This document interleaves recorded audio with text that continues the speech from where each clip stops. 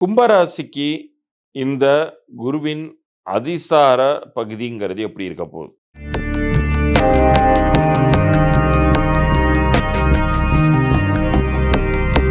ரகசிய உண்மைகள் நேயர்களுக்கு சதீஷ் ராவின் வணக்கங்கள்.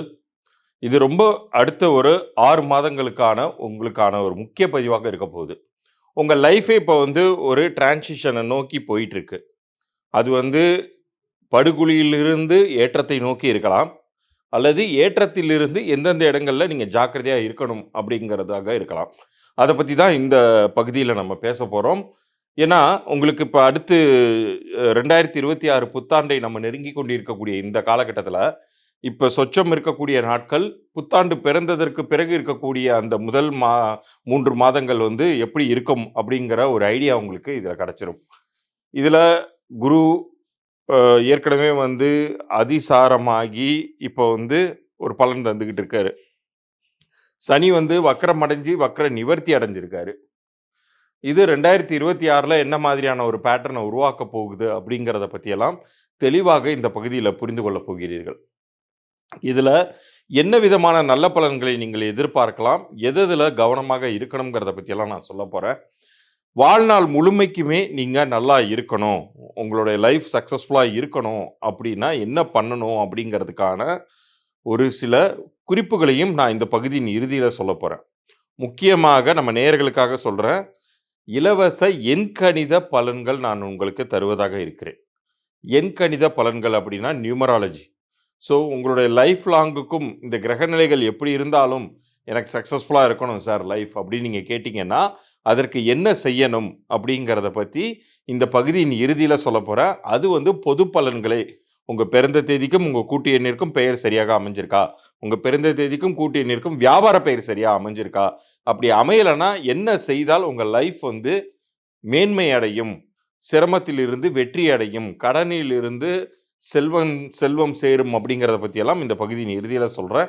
வாங்க இப்ப பகுதிக்குள்ளார போலாம். கும்பராசிக்கு இந்த குருவின் அதிசார பகுதிங்கிறது எப்படி இருக்க போகுது? இப்ப நவம்பர் தொடங்கி டிசம்பர் 5 வரைக்குமான காலகட்டம்ங்கிறது குருவின் அதிசார நகர்வான 6ஆம் வீட்டில் நிகழ்கிறது.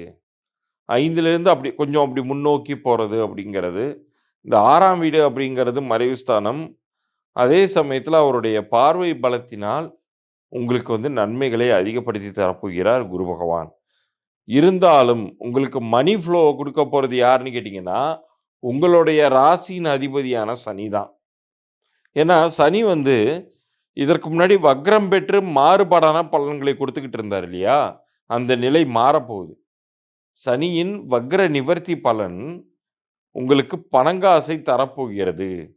2ஆம் வீட்டிற்கு நகர்ந்து உங்களுக்கு தனஸ்தானத்தில் அமர்ந்து, குடும்பஸ்தானத்தில் அமர்ந்து, உங்களுக்கு காசு பணத்தை தரப்போகிறது. இத மிக சரியாக பயன்படுத்திக்கோங்க. இந்த மனி ஃப்ளோ அப்படிங்கிறது உங்களுக்கு ஃபியூச்சர்ல மிக மிக பெரிய ஹெல்ப்பாக அமையப் போகுது. இது ஒரு ஸ்டேட்டஸ் அப்கிரேடுன்னே சொல்லலாம். இந்த வருஷத்தின் இறுதியில நீங்க ஒரு ஸ்டேட்டஸ் அப்கிரேடையே பார்க்க போறீங்கன்னு சொல்லலாம். 2026ல இதே பேட்டர்ன் கன்டின்யூ ஆகுமா சார் அப்படின்னு கேட்டீங்கன்னா, நிச்சயம் கன்டின்யூ ஆகும்.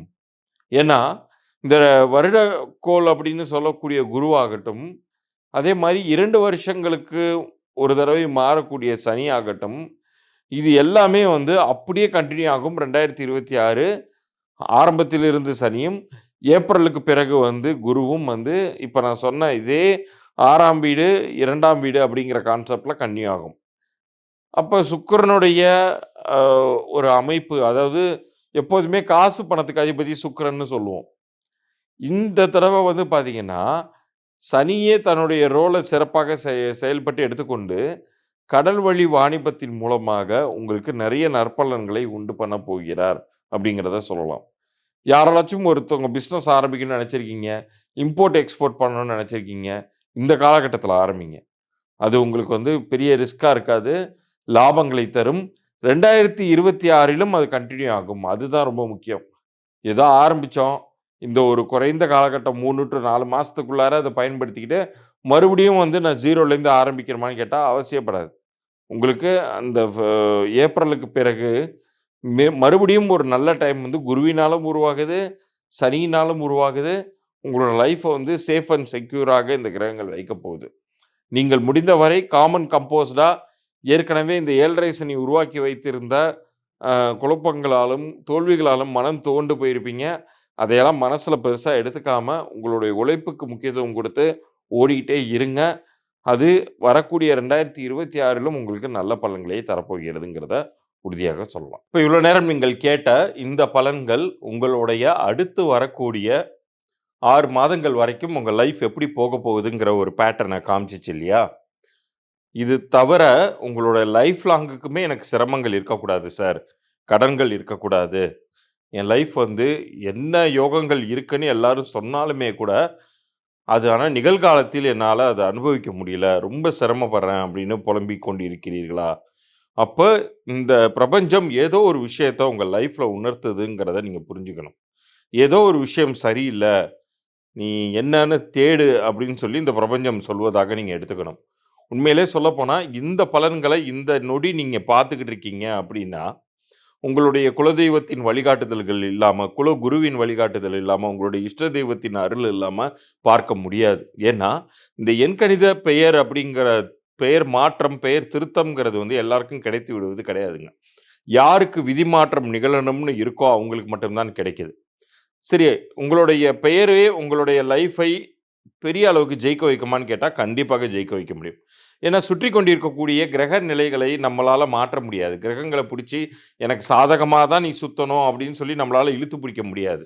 ஸோ, அது வேலைய அது செய்துகிட்டே இருக்கட்டும். அதாவது உங்களுடைய வாழ்க்கையில நீங்க பாலைவனத்தில தான் நடந்து போகணுங்கிறத விதி இருந்தாலும், உங்களுக்கு இந்த எண்கணித பெயர் அப்படிங்கிறது ஒரு பெரிய ஒரு கொடையையும், ஒட்டகத்தையும், போதுமான அளவு குடிநீரையும் குடுக்கும்.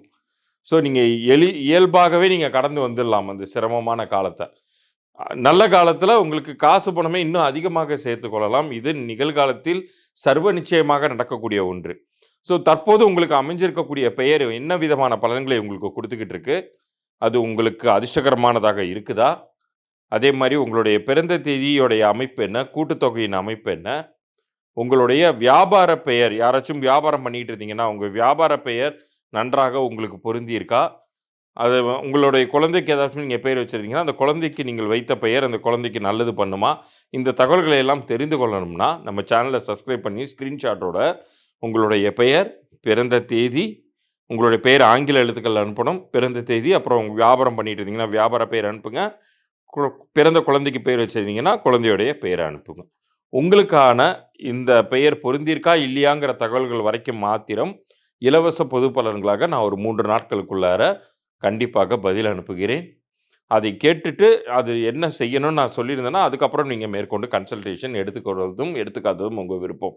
ஆனா, அதனால் உங்களுக்கு கிடைக்கக்கூடிய பலன்கிறது உறுதியாக உண்டு அப்படின்னு சொல்லி, இந்த பகுதியை நிறைவு செய்கிறேன். மீண்டும் அடுத்த ஒரு சுவாரஸ்யமான பகுதியில் சந்திப்போம். நன்றி, வணக்கம்.